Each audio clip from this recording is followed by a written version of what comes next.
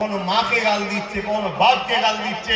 এরা ভাবছে হুজুরের ছেলে তো, মা বাপ গাল দিলে হয়তো এরা ভয়ে সরে যাবে। রে আমরা মা বাপকে আল্লাহর দ্বীনের জন্য কুরবানি করতে রাজি আছি, ঠিক না বেঠি?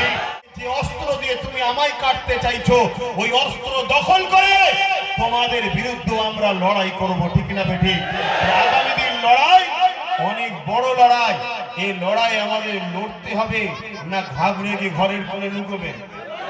জোরে বলুন। একদিকে জালিম অত্যাচারী এবং তাদের বাহিনী থাকবে, আপনারা সাধারণ নিরীহ মানুষ খালি হাতে লড়াই করতে পারবেন তো?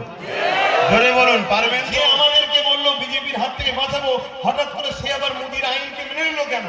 কথা মাথায় ঢুকছে না, ঢোকে না? এটা আমাদের পরীক্ষা আল্লাহর পক্ষ থেকে। যেমন মুসা নবীর উম্মতকে ফেরাউনকে পরীক্ষা নিয়েছে, ইব্রাহিম নবীর উম্মতকে নমরুদকে পরীক্ষা নিয়েছে, হযরতে বেলালকে উমাইয়াকে পরীক্ষা নিয়েছে। এ শোনো, আমাদেরকে আল্লাহ মোদি মমতা দিয়ে পরীক্ষা নিচ্ছে। আপনাদের এই পাশের বিধানসভা যে এমএলএ আছে, নামটাই তো মুসলমান, কিন্তু বেঈমান কাফের। ও নিজে প্রথম বলেছিল যে দিল্লি গিয়ে আন্দোলন করো, ওয়াকাফের জন্য দিল্লি গিয়ে আন্দোলন করো, বলেছে না বলেন? তাহলে ওই রকম শয়তানকে ভোট দিয়া কি কোনো ইমানদারের উচিত হবে? মানে ও যদি যেতে আগামী দিন মসজিদ মাদ্রাসার বিরুদ্ধে যখন আইন হবে, ও তার বিরুদ্ধে লড়বে না, ও বেঈমান মমতার হয়ে লড়াই করবে।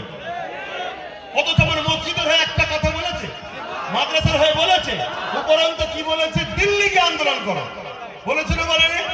এইসব শয়তান যখন আগামী দিন আমাদের কাছে আসবে ভোট চাইতে, তাহলে একজন মসজিদ প্রেমিক হিসাবে, মাদ্রাসা প্রেমিক হিসাবে, কবরস্থানে আমাদের মোর্দা যারা রয়েছে, সেই ইজ্জত রক্ষার স্বার্থে আমাদের কি বলা উচিত নয়? ওই শয়তান, তুই তো বলেছিলি দিল্লিকে আন্দোলন করতে, যা দিল্লিকে ভোট চা। আমরা মসজিদ মাদ্রাসা দুশ্মনদের ভোট দেবো না। বলা দরকার আছে না? বলুন, বলা দরকার আছে না? আল্লাহ যেন আমাদেরকে এই রোজার মাসের পবিত্র মাসে মসজিদ প্রেমিক বানান, মাদ্রাসা প্রেমিক বানান, এক কথায় ওয়াকাফের দুশমনদের বিরুদ্ধে লড়াই করার আল্লাহ যেন ক্ষমতা দেন। বলুন আল্লাহুম্মা আমিন। আচ্ছা, এই যে কথাগুলো বললাম, এটা কি রাজনীতি হয়ে গেল?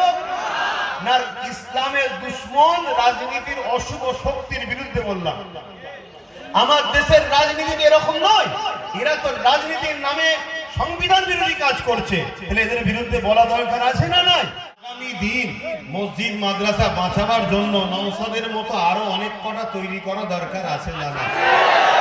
যাকে ভোট দিলে আমার রুজি রুটির কথাও বলবে, এবং কমসে কম আমার মসজিদ যদি তৈরি নাও করে, আমার মসজিদকে যেন বাঁচায়, এই চেষ্টা যেন করে, তাই তো নাকি? না তৈরি করো, কমসে কম বিরোধীও যেন না করে, তাই তো নাকি? তাহলে এই কথাটা আমার বলা আপনাদের ঘরে কি অন্যায় হলো? ফেরাউনের বিরুদ্ধে বললে অসুবিধা আছে, নমরুদের বিরুদ্ধে, আবু জেহেলের বিরুদ্ধে কেন অসুবিধা নেই? তারা ইসলামের দুশমন, তাই তো নাকি? তাহলে মোদি আর মোহাম্মদ ইসলামের বন্ধু নাকি? ওদের বিরুদ্ধে যদি বলা এখান থেকে জায়েজ হয়, তাই এদের বিরুদ্ধে জায়েজ হবে না কেন? কথা বুঝে আসছে? একদল উলামারা আমাদের কনসেপ্ট তৈরি করে দিয়েছে যে এইখানে রাজনীতির বিষয়ে বলা যাবে না। শোনো, রাজনীতি করা হালাল, রাজনীতি করা হারাম। রাজনীতি যদি জুলুমের জন্য হয়, শোষণের জন্য হয়, ইসলামের বিদ্বেষী হয়, ওই রাজনীতি করা হারাম। আর যে রাজনীতি মানব সেবা, দেশ সেবার জন্য হবে, ওই রাজনীতি হালাল। আমার শেষ কথা এতটুকু মনে রাখবেন, আল্লাহ রসুল বলেছেন, কেউ জালিমকে, কোন মুসলমান যদি, বন্ধু শুনছেন, জালিমকে, এতগুলো রেকর্ড হচ্ছে মিডিয়ায়, রেকর্ড করছো তো ভাইরা?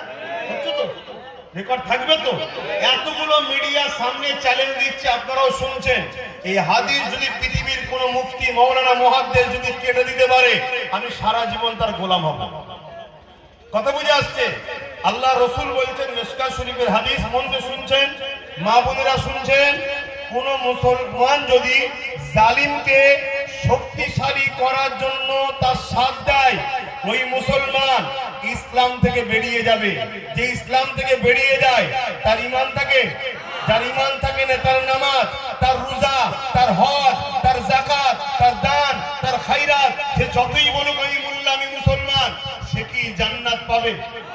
আমি আপনাকে বলবো, ভিক্ষার পাল্লাই পড়ে দুনিয়া তো শেষ হচ্ছে, বাচ্চাগুলোর ভবিষ্যৎ শেষ হচ্ছে, শিক্ষা, স্বাস্থ্য, কর্মসংস্থান তো ধ্বংস হচ্ছে, কিন্তু যে জালিম, তাকে